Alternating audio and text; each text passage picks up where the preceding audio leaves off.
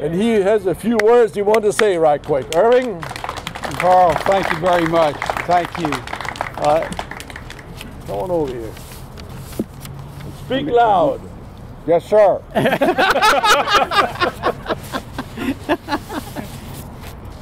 Members of the Houston Light Guard Veterans Association, honored members and honored guests, it's a pleasure to be among all of you, and especially after this introduction, to be among all of you that if this building could speak, the walls and halls could tell stories from now on. And it's such a beautiful feeling to rub shoulders with so many of you. And a big thanks and appreciation to Captain Paul Matthews, Executive Director of the Buffalo Soldiers Museum and Armory. Colonel Micklitz and Captain Matthews have worked together very diligently to have space in this fine armory. And as Colonel Micklitz just gave me something to give to Captain Paul Matthews, this is a check from me for a brick to be placed along with the others. And thank you very much. You bet. Through the portals of the Houston Light Guard have passed adjutant generals and assistant adjutant generals. Then Major General Robert M. Ives, Assistant Divisional Commander of the 36th Infantry Division. And I might add, in the 1940s, he was Company Commander of the Light Guard, or G Company. Brigadier General David M. Frazier, Regimental Commander of the 143rd Infantry, a soldier's soldier. He enlisted in G Company and through the ranks became a first sergeant, and later was commissioned and commanded Company A, 1st Battalion, 143. He was highly decorated, respected by his men. And during the fighting in Italy, Colonel Frazier was commanding the 1st Battalion of the 143. And from G Company, he chose an outstanding officer, well respected, set the example, a wonderful leader. And by the way, he was company commander of G Company. His name was Captain Milton H. Steffen. And with us today is a family member of Captain Milton H. Steffen, which I would like to bring on Glynda Turner at this time.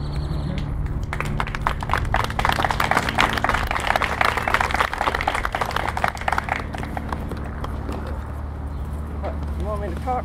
Go ahead. It's your time. Okay. I had just a part of a letter from Captain Steffen, and it was about exactly 70 years ago today. So this was written April 29th, 1943. But Captain Steffen, Company G, 143rd, APO 36. He had just arrived somewhere in Africa, is the way that he described it, because they weren't allowed to say more than that. And I'm just taking parts from this letter. You can see his gorgeous handwriting. While I feel sure that I will live through this terrible struggle, I do hope I will be able to set a good example for my son, who means so much to me.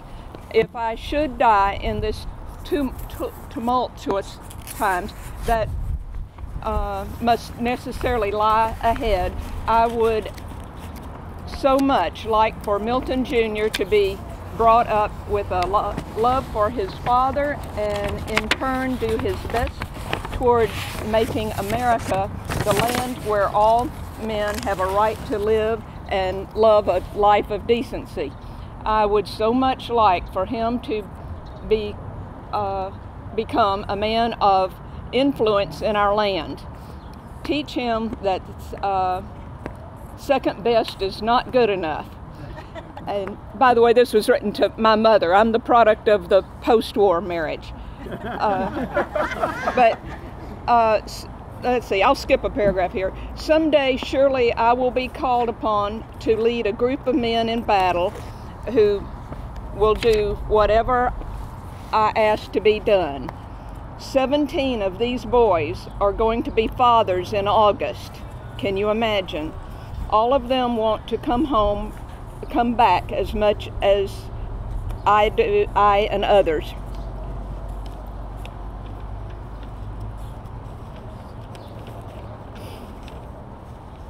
These men, I know, will do what I say. Most of them, I'm sure, like me. They will be looking to me to do their thinking for them, just as I depend upon you in our domestic affairs to look after things back home. Okay. I have prayed to God to give me the strength to be this leader. I feel confident that He will carry me through. He has made me realize, though, life is so important to me. It means no more to me than life means to each of my men. But anyway, Captain Stephen did not make it back, but he did live long enough to fight until January 21st, 1944. So. Thank you, Glynda.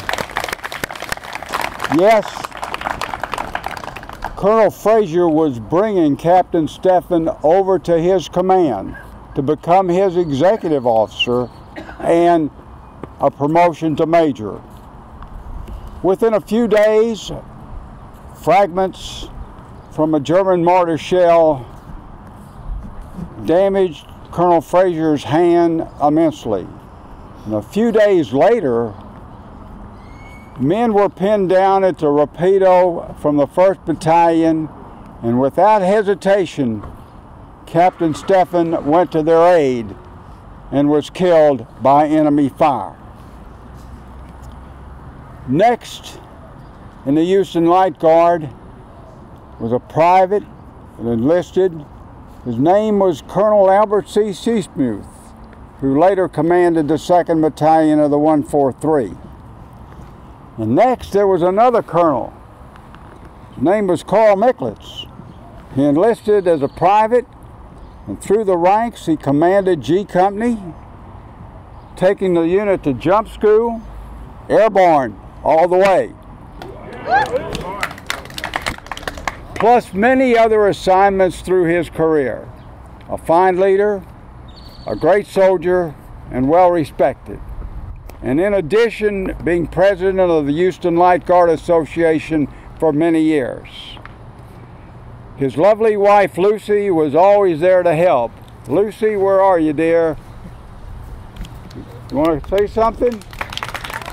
No? Okay. John Bogart enlisted in G Company and later became a surgeon, Medical Corps, Colonel, Green Beret, Vietnam. Hans Micklitz enlisted in G Company and through the years attained the rank of Lieutenant Colonel. Gene Wilson enlisted in G Company. He earned his stripes, graduate of OCS, commanded the weapons platoon. A fine person, a fine soldier, a leader of men. The good Lord took Gene away last year, but he was very active also in the 36th Infantry Division. Through the portals of the Houston Light Guard also have passed Louis Bain, fine soldier and leader. In fact, he was Captain Micklitz's first sergeant, and they have been friends for many, many years. During that time, have worked hard to keep the Houston Light Guard going. And his lovely wife, Marcia, I believe, is here. Hello. Hello. Okay. And then there was Clell Connor, listed in G Company. He and Gene were the best of friends, and a lot of y'all probably remember. He was well respected, and he had a great musical voice. And song after song on his guitar, and Corporal Connor later transferred to a medical unit. I believe Trish Rumble is here today. Hello, Trish. No? Okay. Until recently, she wrote the 36th Infantry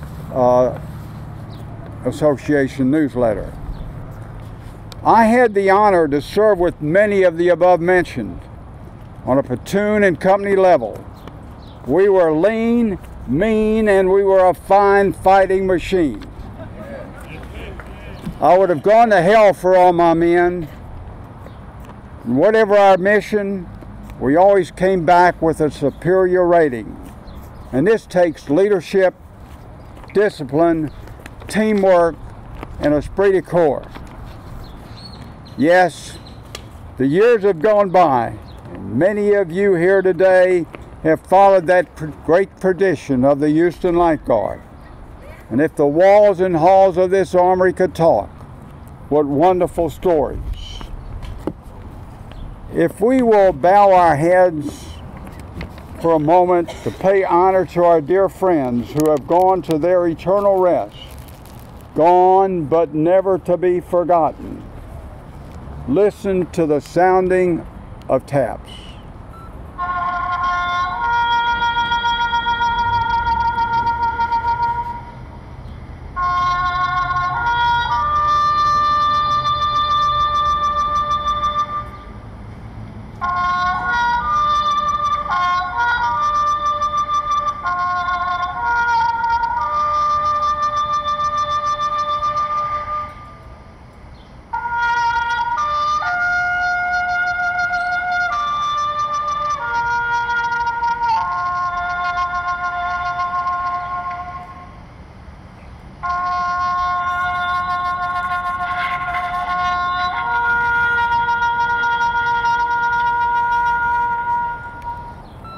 Duty, honor, country, thank you very much.